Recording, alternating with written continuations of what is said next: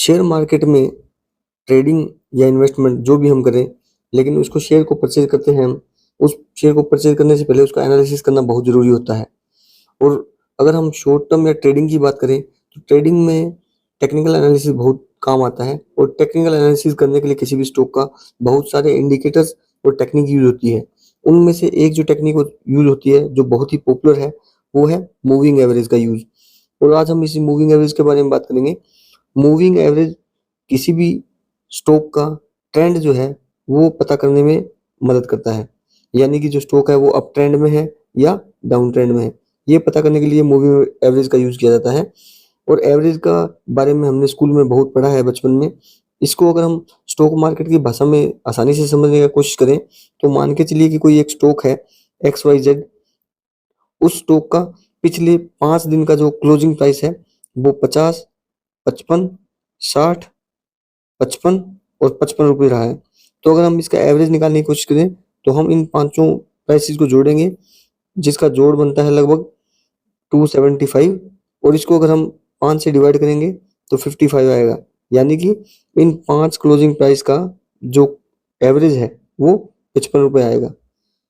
लेकिन stock market में normal simple average जो है वो यूज नहीं होता है, इसमें मूविंग एवरेज यूज होता है।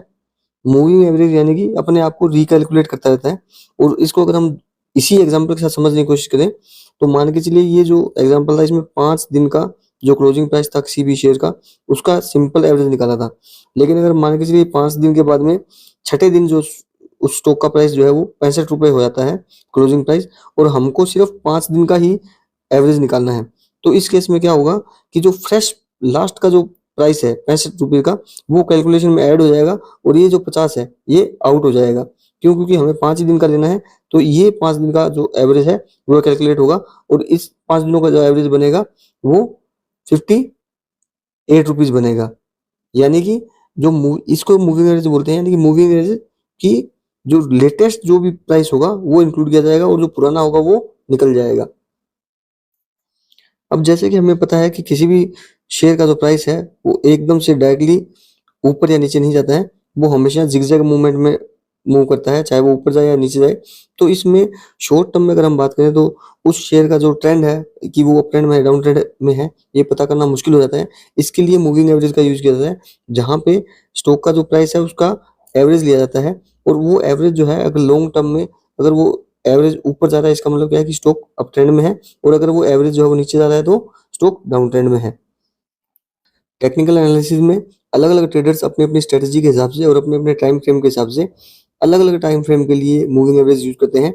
जैसे कि 10 दिन का भी, 10 दिन, 5 दिन, 50 दिन या 200 दिन का मूविंग एवरेज भी यूज किया जाता है। वो अपने अपने इन्वेस्टमेंट की स्ट्रेटजी के हिसाब से होता है।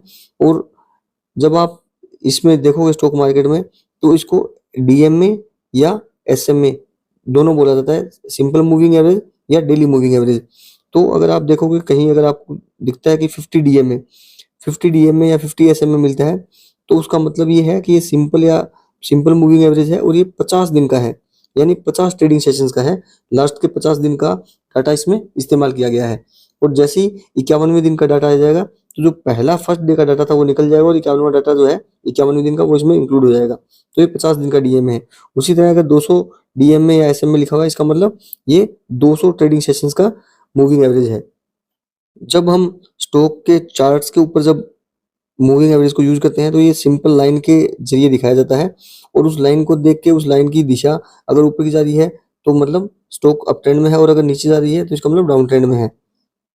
अब अगर हम मूविंग एवरेज को चार्ट पर देखने की कोशिश करें, तो यहाँ हमने एक चार्ट लिया है, जैसे कि रेलटेल कॉर्पोरेशन का है। इसका अगर हम चार्ट देखते हैं, तो ये जो लाइन है दिखाई दे रही है वो मूविंग एवरेज की लाइन दिखाई दे रही है। आप यहाँ ध्यान से देखेंगे तो ये MA 200 लिखा हुआ है, यानी कि ये 200 दिन का सिंपल मूविंग एवरेज है। यानी कि 200 दिन का, लास्ट 200 दिन का जो मूविंग एवरेज कैलकुलेट करके जो हर दिन जो मूविंग एवरेज बनता है, उसके हिसाब से ये लाइन बनी है और ये लाइन ऊपर की तरफ जा रही है। और जो स्टॉक का प्राइस है वो 200 मूविंग एवरेज से ऊपर है, इसका मतलब क्या है कि स्टॉक जो है वो अप ट्रेंड में है। आप अपनी ट्रेडिंग की स्ट्रेटेजी के हिसाब से एक चार्ट के अंदर एक से ज़्यादा भी मूविंग एवरेज यूज कर सकते हैं। बहुत सारे ट्रेडर्स होते हैं जो उसमें अलग अलग मूविंग एवरेज यूज करते हैं, वो एक साथ 50 दिन का मूविंग एवरेज भी यूज करते हैं, उसके बाद में वो 200 डे का भी मूविंग एवरेज यूज कर सकते हैं, और 10 का और 5 डे का मूविंग एवरेज भी यूज कर सकते हैं। ये आपको हर ब्रोकिंग ऐप जो है वो चार्ट के टर्मिनल पे आपको इंडिकेटर्स के सेक्शन में ये एडिशनल फैसिलिटी देता है कि आप अलग अलग टाइप के इंडिकेटर्स अपने चार्ट पे यूज कर सकते हैं। तो अल्टीमेटली मूविंग एवरेज एक तरीका है स्टॉक मार्केट में किसी भी शेयर का ट्रेंड पता करने के लिए, ताकि ट्रेंड से आप अपने इन्वेस्टमेंट का या एंट्री एग्जिट का प्लान कर सकें।